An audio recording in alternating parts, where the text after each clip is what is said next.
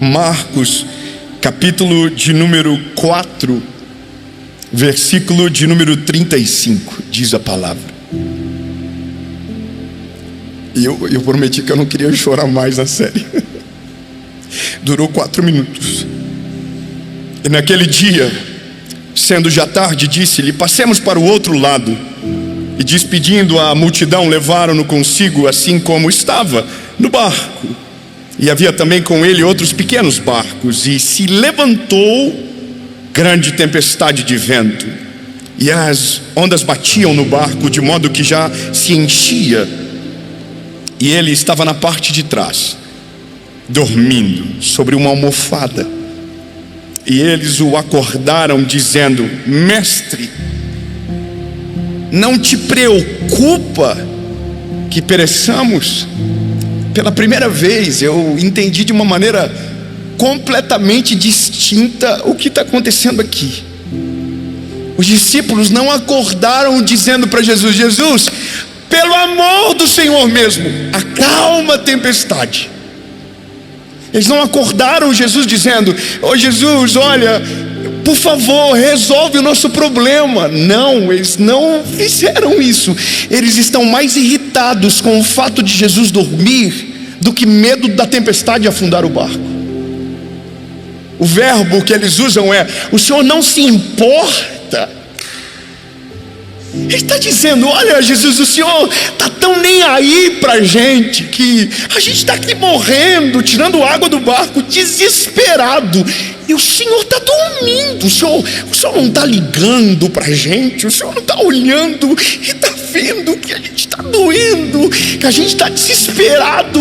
O Senhor está aí dormindo e eu estou aqui morrendo de medo. Pela primeira vez eu entendi que os discípulos estavam mais chateados do que medrosos.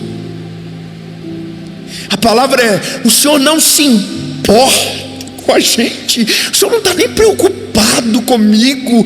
Olha, a gente está aqui, ó, tirando água do barco, e a gente já está há bastante tempo. O Senhor está dormindo na almofada, e a gente está todo molhado, desesperado. Desculpa, mas eu preciso dizer para você: isso aqui é o ser humano rasgado de maneira pública daquilo que somos de verdade. Às vezes a nossa maior angústia não é nem o que a gente está vivendo, é a gente ter declarado uma fé pública num Deus que está parecendo não se importar com a gente. Desculpa, mas é a verdade. Sabe, eu recebo mensagens no meu Instagram de pessoas dizendo: olha Dave, por que Deus só faz na sua vida? Não, lindo, eu também às vezes tenho a mesma sensação que você. Por que Deus só faz na vida de alguém? Por que isso não aconteceu na minha casa? Você acha que eu não tenho problema na minha família? Você acha que eu também não tenho dores, medo, angústia, provações? Eu sou igual. E a mesma angústia que os discípulos foram dominados, eu também já fui milhares de vezes. Deus não se importa. Deus, tá nem aí. Aí vem os vídeos de sátira mostrando que Deus está preocupado com coisas mais importantes do que a tua pequena dor. Deus está mais olhando para quem está precisando de verdade. Aí a gente diz: não, tá certo, é verdade. Como se o Deus que nós servíssemos não fosse onipresente, onipotente, onisciente, e não tivesse poder para fazer em todas as esferas da nossa vida aquilo que precisamos dele para viver. Só que eu preciso te falar que algumas coisas são legítimas no texto. E aí eu olho os discípulos dizendo: olha, não te importa. André, quantas vezes na nossa fé a gente foi dominado por essa certeza? É verdade, a gente está olhando e está vendo Paulo orar, e a gente está ouvindo na pregação que Deus está com a gente, mas não faz nada. Deus está ali, mas não mexe. Deus está lá, mas dorme. E isso incomoda a gente, porque nós temos um senso que é completamente diferente da maneira com que Deus trabalha. Então agora eu posso entrar com você dentro da mensagem para te mostrar que o que é sono para alguém é confiança para ele, sabendo que tempestade não tem poder para mudar destino de ninguém. A 3, aleluia. Eu vou dizer de novo: a tempestade que você vive, as dores que você passa, se o Senhor Jesus estiver com você, não terão poder de maneira nenhuma de mudar o futuro que Ele tem para você reservado. Nenhuma palavra dele cai por terra, nenhuma ordem dele é desrespeitada. Se Ele estiver com você, tempestades não mudam destino, dores não abortam o plano. Aliás, o que para você parece o fim, para Ele é só o meio do maior processo extraordinário que você viverá e do maior testemunho que você vai contar na sua vida. Aquilo que para você te assusta, lembra que para Ele não é nada, e o que te tira do eixo, Ele consegue dormir no meio. Eu estou só começando. Eu estou só começando. Ei, eu estou preocupado porque essa palavra aqui, ela vai ficando incrível. Só que eu preciso te dar o contexto das coisas. Jesus não dormiu porque estava sem informação meteorológica. Isso aqui para mim é maravilhoso. Quando você vai fazer uma navegação, primeiro, meteorologia. Você precisa saber como está o tempo. Ninguém quer entrar no meio do mar com uma tempestade chegando. Sim ou não? Então me permita ser aqui, sabe, te perguntar assim de verdade: você acha que quando Jesus dorme, Ele já não sabia da tempestade que via pela frente? Sim ou não? Então, se Ele dormiu, é porque Ele está de boa.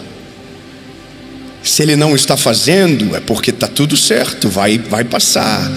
Se Ele não está movendo, é porque o círculo vai se fechar e o curso da história não será desrespeitado. Deus está no controle, mesmo quando aparenta não estar presente. Ou melhor, mesmo quando a sua presença não representa a sua manifestação, mas Ele está no controle. Só que tem uma coisa interessante.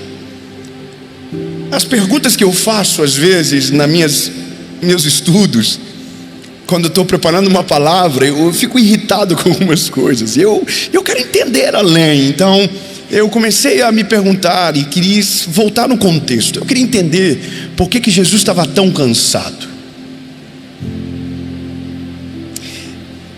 E por que os discípulos não seguiram o mesmo curso? E aqui parece óbvio. Alguém precisa remar. Fala para o irmão que está com medo da tempestade perto de você e diga: alguém precisa remar.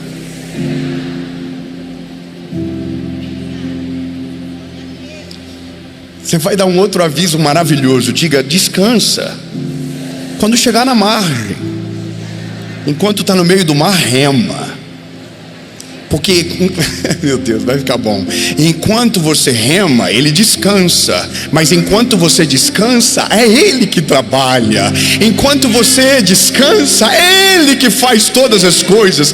Enquanto você rema, Ele descansa. Mas enquanto você descansa, Ele trabalha. Eu poderia dizer além disso pela lógica reversa. Você pode pensar que Ele está descansando, mas lembre-se que Jesus descansando é o homem descansando. Mas Jesus, Deus, não parou de trabalhar em nenhum momento. Ele ainda está no governo de todas as coisas. Dormir não é desatenção ou perca de foco. Ele não está inerte às coisas que você vive. Ele não está distante da tempestade que você passa. Ele sabe de tudo. Ele só está com os olhos fechados aqui. Ele só está dormindo, mas não está parado. Ele só está dormindo, mas não abandonou a circunstância. E eu só quero que você compreenda que tudo isso é nos tirado a percepção quando o nosso desespero se confunde com abandono.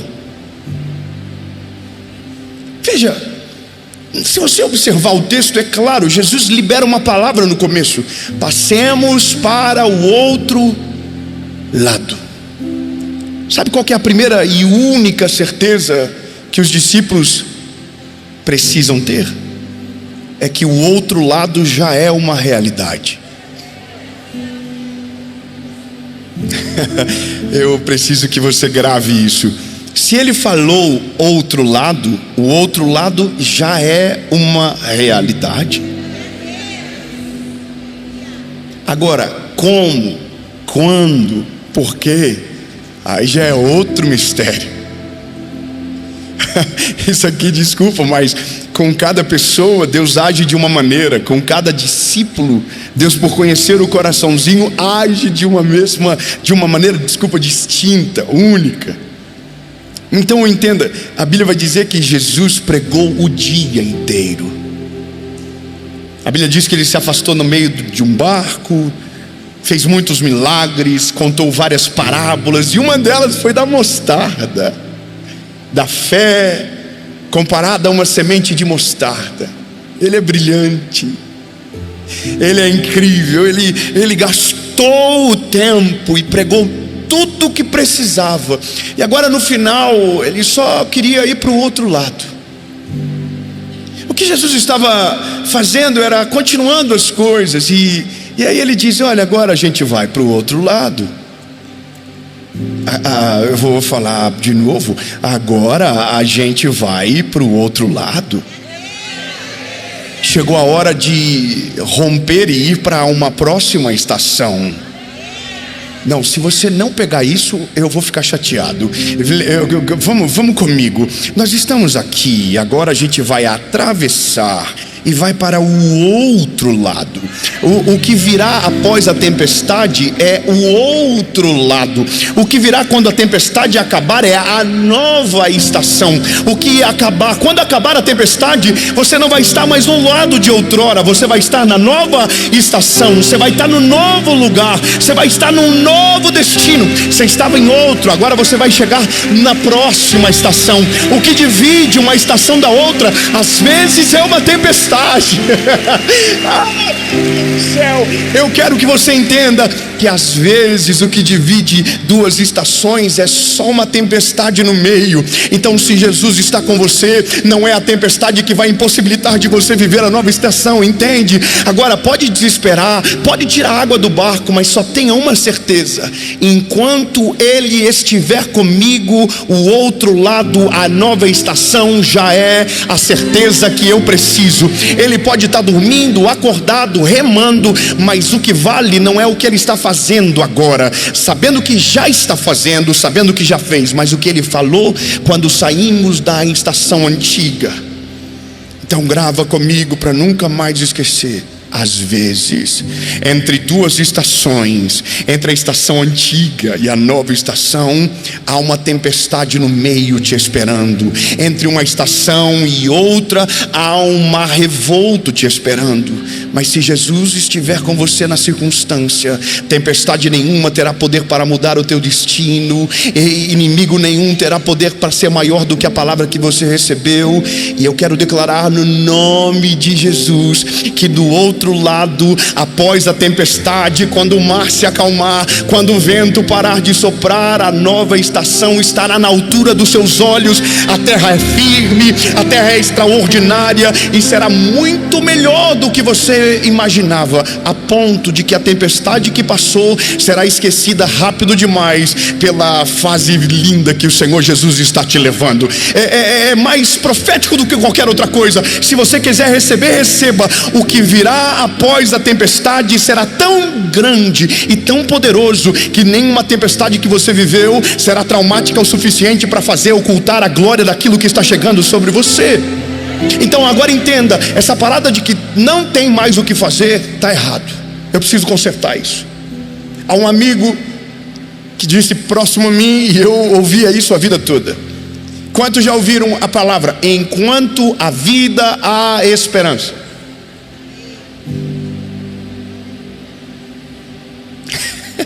Não, é possível, peraí. Quantos aqui já ouviram enquanto a vida há esperança? Pois é, só que eu quero dizer para você uma parada, está errado.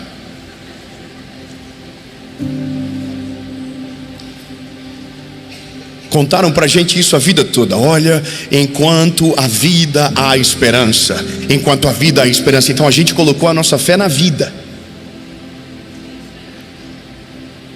Só que a frase, o termo correto deveria ser: enquanto Cristo for o centro da nossa vida, há esperança. enquanto Ele estiver no controle total da nossa história, há esperança. Não há tempestade que governe mais alto do que a voz dEle, não há inimigo que se levante de maneira a se sobrepor à palavra que Ele declarou sobre nós. Então, enquanto Cristo, enquanto Jesus for o centro da nossa vida, há esperança, há esperança, há esperança. Não há nada que Ele não possa fazer, não há morto que Ele não possa ressuscitar, não há enfermidade que Ele não possa curar, não há dores que Ele não possa curar dentro de você, não há tempestade que Ele não possa acalmar, não há nada que Ele não possa fazer. Enquanto há Cristo, há esperança. Só que aí eu preciso dizer para você, tem que estar todas as receitas respeitadas no mesmo texto. Jesus está no barco, incrível, só que Jesus dorme. Ele é humano. Ele é humano, mas é Deus. Jesus está dormindo de boa. E eu imagino a conversa do discípulo. Não vai ajudar não? Poxa, pelo menos então pega um balde, ajuda a gente aqui. Eu já imagino Pedro, que é o mais atentado, começando a inflamar o coração dos outros.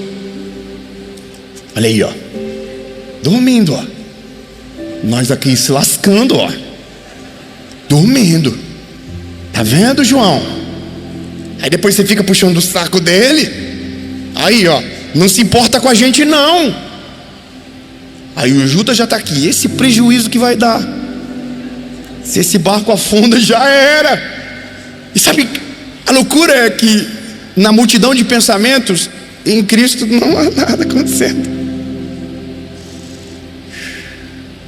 Sono pesado dele. Jesus segue dormindo. E aí a gente chega ao ápice da história. E eu preciso relatar a você como tudo acontece. Eles acordam Jesus.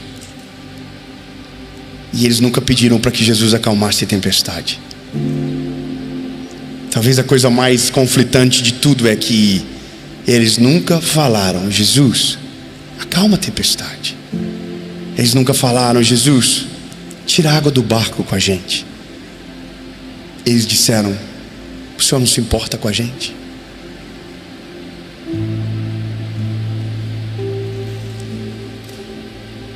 A gente está doando a nossa vida para o Senhor aqui. A gente deixou família, deixou filho. A gente está aqui com você. E agora isso aqui acontecendo, o Senhor não, sabe? E aí, vai fazer nada não? Se importa com a gente? O Senhor não se preocupa? Não passou pela sua cabeça que enquanto o Senhor estava aí dormindo, a gente estava aqui se matando para não, sabe, não afundar o barco? E o Senhor aí, você percebe que isso muda tudo, não muda?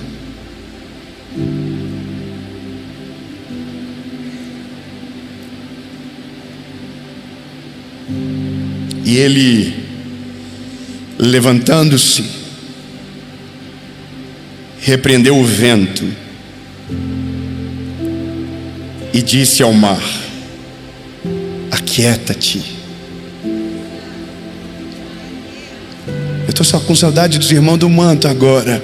Eu estou falando o que Jesus está fazendo. Você está ouvindo o que eu acabei de dizer? Eu vou falar de novo. Jesus não acordou respondendo eles. Jesus acordou resolvendo a tempestade deles. Sabe, Jesus não acordou afrontando eles, não. Jesus acordou falando diretamente com a tempestade deles. Entenda, o que desestabilizou o coração deles será resolvido antes de o coração ser consertado. As coisas são diferentes aqui. Eu vou de novo. E ele, levantando-se, repreendeu o vento e disse ao mar: paz. Sabe o que a palavra paz é, no termo mais puro, é ausência de conflito. Só que o conflito maior está mais no coração dos discípulos do que propriamente naquele mar revolto. Por mais que o mar deveria estar muito revolto, ao ponto de pensarmos que eles eram pescadores e aquela não seria a primeira tempestade enfrentada. Então, se o desespero é coletivo, significa que talvez seja a maior tempestade já enfrentada naquele momento da vida deles. Só que aí Jesus diz: aquieta-te. E o vento cessou. e houve grande calmaria.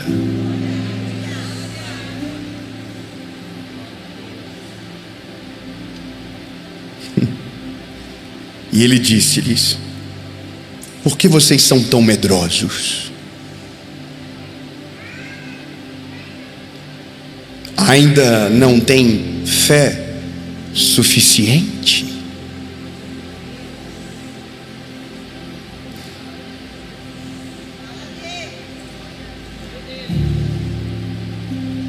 E eles temeram muito e diziam uns aos outros: que espécie de homem é este, que até o vento e o mar lhe obedecem? Sabe o que aconteceu aqui? Jesus mostrou que o problema deles não era a tempestade, mas era o que eles sentiam em relação à tempestade. Às vezes o nosso maior problema não é o que acontece fora, é o que está acontecendo aqui dentro. Nosso problema não é o tamanho do mar revolto, mas a nossa identidade em Jesus, que qualquer momento de silêncio a gente fica com um nível de carência elevado e diz que fomos abandonados, sendo que nada mudou no céu e na terra. Ele ainda está no controle de todas as coisas. Veja, Jesus olha para eles e diz: ei, vocês ainda têm medo? Vocês não viram tudo que eu tenho poder para fazer? Vocês ainda têm medo? Vocês ainda têm falta de fé? E aí todo o discurso de dizer que foram abandonados é trocado por um temor dizendo: oh my God, e quem é ele que até o vento e o mar obedece? Quem é esse homem que tem poder para todas as coisas? Não tem mais ninguém dizendo: olha, por que ele não falou com a gente? Por que ele não chegou? Entende? É que isso em algum momento da nossa vida vai passar. Essas dores de acreditarmos que estamos sozinhos vai passar. Lembre-se, o nosso barulho e desespero no meio da tempestade diz sobre a nossa falta de fé, e o sono de Jesus no meio das nossas tempestades diz que para ele nada pode atrapalhar o plano que ele já escreveu para mim e para você. Ou seja, enquanto a gente está desesperado, ele tem o poder para dormir, porque o nosso desespero revela a nossa ausência de controle, mas o sono dele revela alguém que mesmo de olhos fechados sabe exatamente aonde tudo vai dar e tudo vai acontecer de acordo com a palavra dele. Eu quero que você se assegure de apenas uma coisa. Eu confesso que eu escrevi aqui umas coisas de tal maneira isso que me irrita. Não falei nada, só que eu coloquei uma palavra entre aspas, e essa é a única coisa que eu quero que você tenha certeza aqui com essa palavra: Deus está com você. Não, você vai viver. Não, calma. Eu tô em Santo André, tem que respeitar Santo André. Aqui o povo é vida louca, animado, outro patamar. Eu vou falar de novo. Ei, você pode ter certeza, Deus está com você. Deus está com você. Deus está cuidando da sua casa. Deus está cuidando da sua família. Deus está cuidando dos seus filhos. Deus está cuidando dos seus sonhos. Deus está cuidando do seu futuro. Deus está cuidando do seu coração. Deus está cuidando da sua mente. Deus se importa com tudo que envolve você. Deus sabe tudo que você sente. Deus sabe tudo que você precisa. Portanto, às vezes eu sei que é difícil, mas você não está o ouvindo, não está às vezes o sentindo. Mas eu quero que você seja governado por essa certeza: Deus está com você. Portanto, não importa o tamanho dos seus inimigos, não importa o tamanho da tempestade, não importa o tamanho do ataque, se Ele está com você, grave: maior é aquele que está conosco do que aquele que está no mundo, assim diz a palavra. Jesus, nós entregamos hoje ao Senhor Todos os nossos medos, todas as nossas angústias, todas as nossas crises são depositadas aos teus pés.